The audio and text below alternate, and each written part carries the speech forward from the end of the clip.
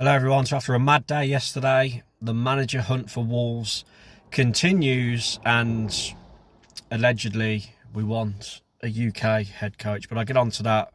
But first of all, you may have seen Tuesday morning around 10 a.m, 9 Wolves fan groups / podcasts / whatever you want to call them, Wolves pages all got together. I'm a part of the Wolves 77 club, for those who watch this may know or may not. So we put our hat in the ring. We all was in a group last night discussing it. It was going to be released last night, but because of the O'Neill debacle and him pulling out, that was obviously a bigger story. So we thought we'd leave it until the morning. And it feels like they put all their eggs in ex-manager Gary O'Neill, and now they're back to square one and have no plan B. This is the reason why this open letter was discussed and then put out, because Jeff Shee's stewardship of this great club has been horrendous the last 3 years since the sell to buy model came in. And I believe personally he just got lucky with Nuno, because he had Laurie Dalrymple and Kevin Felwell around him. He had good people around him back then, and they had a lot more money to pump in. Obviously, since they've restricted the funds and we have to sell best players to then spend money, the stewardship of Jeff Shee and his lack of football knowledge and his decision making has been exposed really badly over the last few years. Big example of him saying it was a good transfer window this summer when it clearly wasn't, and putting ticket prices up. Now, just on ticket prices, when they got put up, this was the last time all the fan groups got together and was against the ticket prices going up, the season ticket prices. People are saying, what's the point in doing an open letter? They don't listen. They did actually listen that time, because I believe it was the under-14s tickets. They've reduced back down to their original price because of the backlash. So it wasn't what we wanted completely, but at least there was some kind of success. And Jeff Shee was convinced to put the kids' tickets back down to the price they were, because they went up nearly 100% or something stupid, whatever it was, because as we know, he was benchmarking us towards Villa. But I'll just read the open letter that we put out at 10 o'clock this morning. You may have read it if you've got social media, or you may have seen it in the Mirror. The Express and Star shared it too. I'll try not butcher it, but this is what it said. It's an open letter to Wolves and Fosun. As long-time supporters of this fantastic club, we are writing to express our serious concerns about the overall direction and management of wwfc, particularly amid the search for the new head coach. Whilst we accept the challenges involved in recruitment and the need for stability, we urge you and the board to recognise the strong and widespread opposition to the decisions currently being made across all areas of the club. Many supporters feel that Wolves has lost its ambition, identity and clear sense of purpose, both on and off the pitch. You have already alienated a significant number of loyal fans who have been priced out and appear to show little care or respect for the fan base. Without swift and meaningful change, you risk further dividing supporters at a time when unity and belief is essential.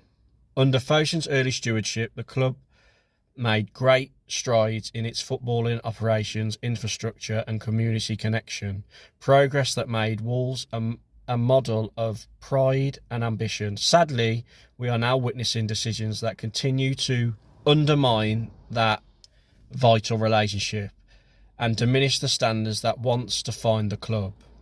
As supporters, it feels like Groundhog Day once again. What has happened to us? How has the club declined so much under your stewardship, Jeff? How can the hierarchy repeatedly make the same mistakes and fail to deliver on promises? Why have so many key figures behind the scenes departed without explanations? We believe the fans deserve transparency and accountability from the club's leadership through open, honest communication rather than scripted interviews. We call for Zhao, chairman of Fosun, to engage thoroughly with fans and provide clarity about the club's long-term vision and leadership structure. Many no longer feel confident that Jeff Shee is the right person to take this football club forward. The Wolves fan base care deeply about the club's success. Our loyalty remains for now, but we urge you to listen and respect the voices of the fans during this crucial period. So great letter. I agreed with every word. I quickly jumped on board to put the Wolves 77 Club podcast name to it.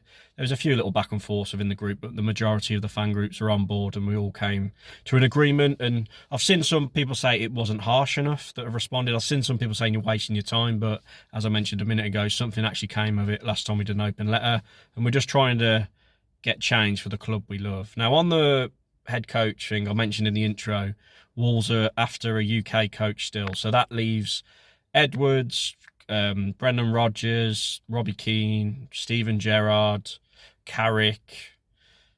Who else could there be? Sam Alladyce is throwing his hat in the ring, and do you know what? He did an interview with TalkSport earlier, and I'll just play the clip of what he said about the Wolves job. Meeting the Wolves chairman. What in the world would possess you to come back right now to management anywhere on the planet rather than sit there with your family and enjoy the heat in Dubai? Are you thinking about it? Would you be interested anywhere, mate? Anywhere? You know, I suppose the amount of times I've said I might retire, I can never say never. The amount of times I've actually bounced back. So I think that possibly Wolves was one of my childhood favourite clubs that I started watching, I suppose. But, you know, who knows? I think I've heard they're looking for a younger coach anyway. So not so sure my time will ever come round again. But I sit and wait. You never know. I'm not actively searching, Ali. If it happens, it happens. If it doesn't, it doesn't. Yeah, so he's done it in Dubai, but because of his love for Wolves, who he supported as a kid, he probably would come in. But it's desperation stuff, isn't it? Would he keep us up? He took Leeds down. He took Albion down. It just feels weird. But I think, can we get Rob Edwards? Maybe. He's the favourite at the moment at time recording on this Tuesday late afternoon.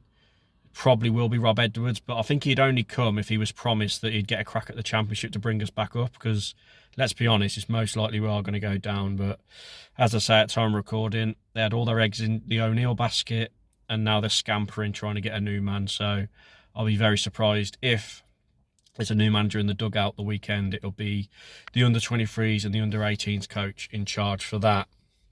Well, that's it. I personally, at this point, probably would take Rob Edwards as my favourite pick. People like Brendan Rodgers, I just don't think he'd stick around. That's my concern. Ten Hag's already ruled himself out.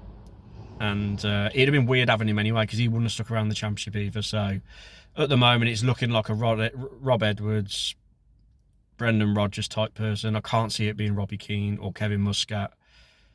And yeah, but like the video, comment your thoughts down below.